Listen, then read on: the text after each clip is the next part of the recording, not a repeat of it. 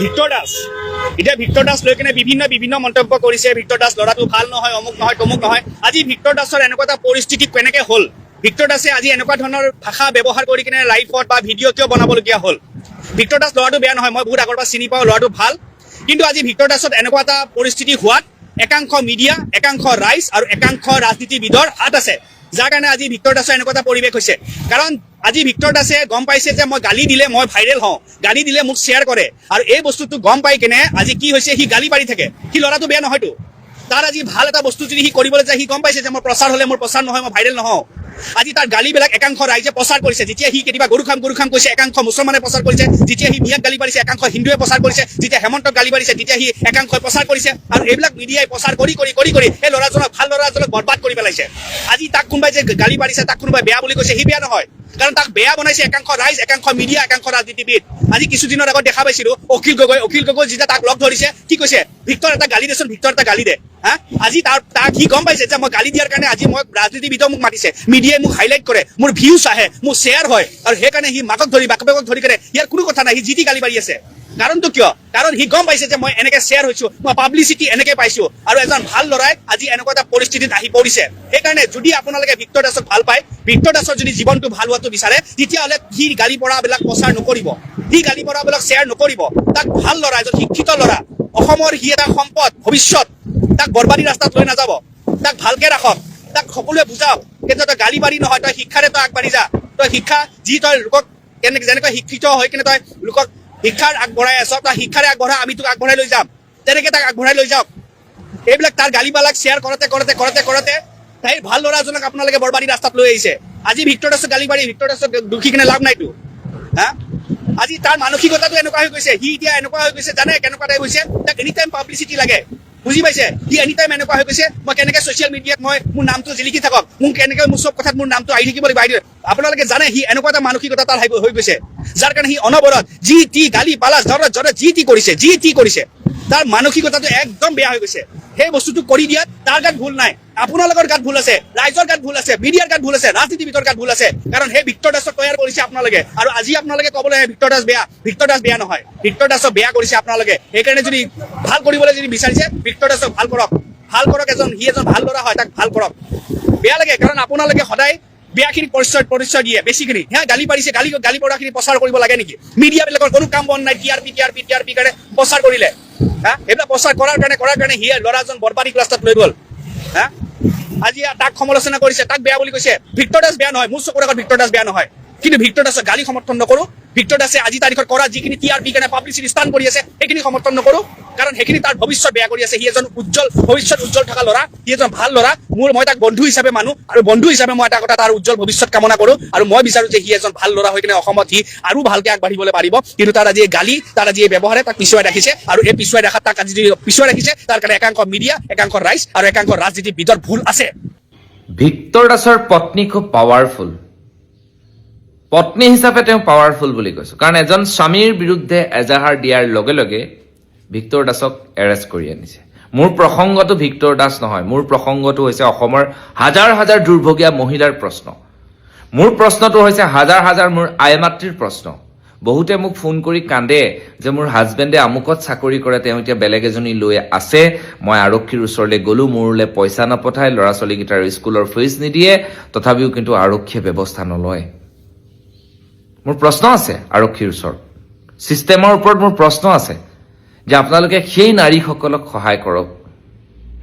আৰু যিসকলে মোক মহিলাৰ সভানেত্ৰী বুলি কৈছিলে, যিসকলে মোক মহিলা সন্থাৰ প্ৰেচিডেণ্ট বুলি কয়, নদী আৰু নাৰী জাগ্ৰত শক্তি অসম, মই তেওঁলোকক কওঁ, আপোনালোকৰ ঘৰত যেতিয়া নিজৰ ভগ্নীৰ হ'ব, নিজৰ মাৰ লগত এনেকুৱা হ'ব, সেইদিনা আপুনি উপলব্ধি কৰিব। আজিও বহুত ল'ৰা ছোৱালীয়ে কান্দি থাকে নিজৰ দেউতাকৰ, জীয়াই থকা দেউতাকৰ মুখখন চাবৰ কাৰণে। দেউতাক ব্যস্ত আন প্ৰেমিকাৰ সৈতে। অসম আৰক্ষীতো আছে, CRPFত আছে, ডাক্তৰত আছে, শিক্ষকতা বৃত্তিত আছে। লাগে নেকি প্ৰমাণ? কওক, মই দিম আপোনালোকক প্ৰমাণ। আৰু মই আকৌ কৈছো, প্ৰত্যেক গৰাকী নাৰীয়ে নিজৰ নিজৰ ঠাইত নদী আৰু নাৰী জাগ্ৰত শক্তি অসম গোট গঠন কৰক, শক্তিশালী কৰক। আপোনালোকে আগুৱাই আহিব লাগিব। আৰক্ষীয়ে ব্যৱস্থা লওক এইসকল কালপ্ৰিটৰ ওপৰত, যেনেকৈ ভিক্টৰ দাসৰ ওপৰত লৈছে। আৰু ভিক্টৰ প্ৰসংগত মই এটা কাৰণেই মই ক্ষোভিত যে মই ভিক্টৰক মই যেনেধৰণে সমাজ জীৱনত আগবাঢ়ি আহিছোঁ, মই যেনেকৈ কোনোবা মানুহ এজনৰ বেয়া হ'লে মই সেই মানুহজনক বুজাওঁ যে এইটো কাম নকৰিবা, সেইটো কাম নকৰিবা। মই ভিক্টৰক বহুতবাৰ, এতিয়ালৈকে 6 বাৰমান মই তাৰ লগত ফোনত কণ্টেক্ট হৈছোঁ, 6-7 বাৰ মই ফোনত কণ্টেক্ট হৈছোঁ। মই তাক বেয়া বুলি ক'ব নাযাওঁ, কিন্তু সি কৰা কাম বহুত ভুল আছে। যিটো কামক মই যিটো কথা তাক বাৰে বাৰে কৈছিলোঁ যে এইবিলাক কাম নকৰিবা। ফেচবুকত শ্লেং ৱৰ্ড নহয়, ফেচবুকত মদ চিগাৰেট নহয়। তোমাৰ প্ৰতিবাদ কৰিছা, তুমি টেলেণ্ট আছে, তুমি প্ৰতিবাদটো সুস্থতাৰে আগুৱাই নিয়া। ন' ডাউট বহুত মানুহে কয় সি যদিও পাগল, সঁচা কথাবোৰে কয়। এই যে মানুহে ফেচবুকত কমেণ্ট দি উচতাই মই ভাবোঁ যুৱ প্ৰজন্মৰ এজন ভাল প্ৰতিনিধিক আমি হেৰুৱালোঁ, নহয়নে বাৰু? আৰু তাক মই বহুতবাৰ ক'লোঁ যে এনেকুৱা ধৰণে নকৰিবা। মই তাক মোৰ তাৰ লগত লাষ্ট কনভাৰচেশ্যন 2 বাৰ হৈছে। যেতিয়া সি জেলৰ পৰা ওলাই আহিছিলে, মেডিকেলত আছিলে, তেতিয়া মই গৈছিলোঁ। তাৰ আগত মই ভিডিঅ' বনাই তাক সকিয়নি দিছিলোঁ, কৈছিলোঁ যে এনেকুৱা নকৰিবা। আৰু লাষ্ট আজি 3 দিন নে 2 দিন আগত মই তাক ফোন কৰি ক'লোঁ যে যি হ'ল আৰু এইবিলাক লৈ তুমি অলপ তুমি সেই শিক্ষাৰ যিটো সংগ্ৰাম, মই বাৰে বাৰে লগ পালে কওঁ শিক্ষাৰ সংগ্ৰাম চলোৱা। তাৰ মাজত ছিষ্টেমৰ এগেইনষ্ট কৰিছে, একো ডাঙৰ কথা নহয়। কিন্তু কাৰোবাৰ মাক দেউতাকক ধৰি গালি পাৰিব, কাৰোবাৰ পৰিয়ালক ধৰি গালি পাৰিব, মই কেতিয়াও, যিমানেই মোক ভিক্টৰ দাসে বেয়াকৈ নকওক কিয়, মই তাক সেইটো কেতিয়াও ছাপোৰ্ট কৰিব নোৱাৰোঁ। আৰু কাহানিও মই কোনো মানুহকে নকৰোঁ। মই তাক বাৰে বাৰে এই কথাখিনি স্পষ্টতাৰে মই তাক ওচৰতো কৈছোঁ। কালি মোক বহুতে ফোন কৰি আছে, আপুনি কিবা খবৰ পাইছে নেকি, এনেকুৱা কি আছে আপোনালোকৰ ওচৰ খবৰ? চাওক, মোৰ তেনেকুৱা সম্পৰ্ক কাৰো লগত নাই। মই একদম ছিংগল মানুহ। মই যিটো প্ৰয়োজনত কথা পাতিব লাগে পাতিলোঁ, তাৰপিছত মই সেই ক'ৰবাত গৈ আড্ডা মৰা, ফ্ৰেণ্ডৰ লগত গৈ পেলাই মদ খোৱা, ক'ৰবাত ফুৰিবলৈ যোৱা, এই চব কাৰবাৰ মোৰ লগত নাই আৰু ভৱিষ্যতেও নহয়। মই ছিংগলকৈ থাকোঁ, যিমান সময় পাওঁ নিজৰ মাজত এনজয় কৰোঁ, পৰিয়ালৰ লগত এনজয় কৰোঁ। এতিয়া এইবিলাক লৈ পেলাই বহুত মানুহে কোনোবা সপক্ষে লিখিব, কোনোবা বিপক্ষে, কিন্তু মই এটা কথা ক'ম যে অসম আৰক্ষীয়ে ভিক্টৰ দাসক যথেষ্ট সহায় কৰিছিল, যিমানখিনিলৈকে পাৰে এটা প্ৰতিবাদী কণ্ঠ জীয়াই ৰখাত, এটা প্ৰতিবাদী কণ্ঠক আগুৱাই নিয়াত বহুত চেষ্টা কৰিছিল বুলি ক'লেও যদি ভুল নহয়। কাৰণ সি যি ধৰণে কথা কয় মানুহৰ খং উঠিব, সেইটো উঠাটো স্বাভাৱিক। মোৰ দেউতা মাক যদি কোনোবাই তেনেকৈ ধৰি, যিমানেই সি সংগ্ৰামী নেতা নহওক, যিমানেই ডাঙৰ মানুহ নহওক, মোৰ দেউতা মাক ধৰি যদি কোনোবাই গালি পাৰে, মোৰ গাত লাগিবই।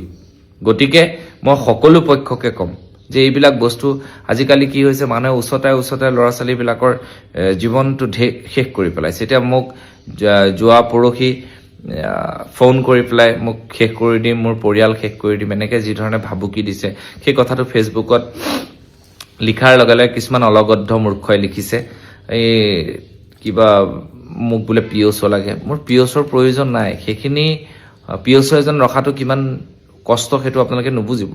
সেইবিলাক নাই। বস্তুখিনি কি, সমাজৰ হৈ মাত মাতি আছোঁ, সেইকাৰণে মই কথাটো আগুৱাই দিছোঁ। আৰু ভিক্টৰে শেষৰ পৰ্যায়ত কোনোবা মানুহৰ লগত যুঁজ বাগৰ লাগিছে, কোনোবাই তাক অপেন ভাবুকি দিছে, মোৰ কিবা কিবি দেখিছোঁ।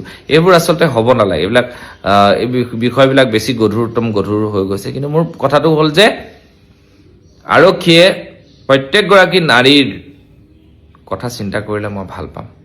প্ৰত্যেকগৰাকী নাৰীৰ কথা চিন্তা কৰিলে ভাল পাম।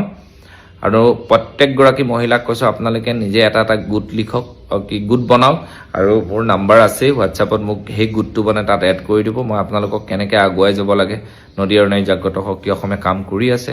যিমানখিনিলৈকে পাৰোঁ সিমানখিনিলৈকে আমি যিমান মানুহক ছাৰ্ভিচ দিব লাগে দিছোঁ। সকলোকে বিনম্ৰতাৰে ক'ম, মোৰ বিষয়টো সেইটোৱেই। গতিকে মই ফেইলৰ, মই ভিক্টৰ দাসৰ ক্ষেত্ৰত ফেইলৰ। গতিকে মই আৰু ইয়াৰ ওপৰত একো মাত নিদিওঁ, একো নকওঁ।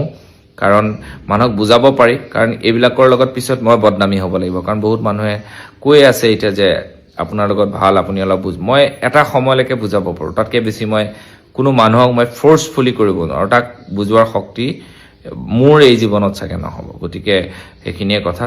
ধন্যবাদ। জয় অসম। মা বুলি চিঞৰি থকা ভিক্টৰক ডাংকোলাকৈ দাঙি লৈ গ'ল। অৰ্ধউলংগ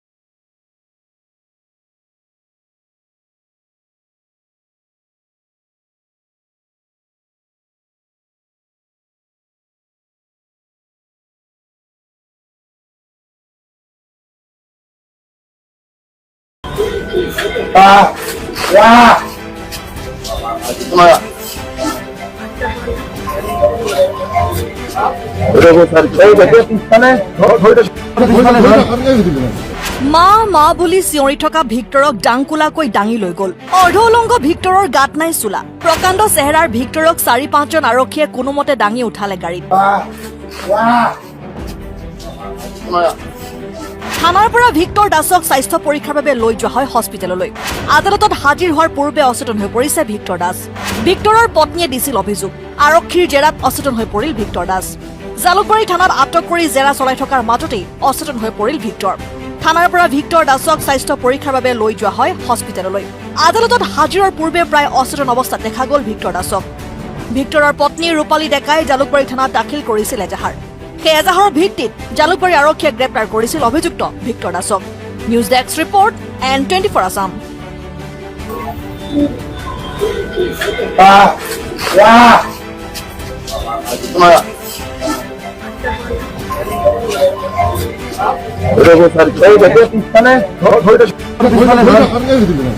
মা মা বুলি চিঞৰি থকা ভিক্টৰক ডাংকুলাকৈ দাঙি লৈ গ'ল।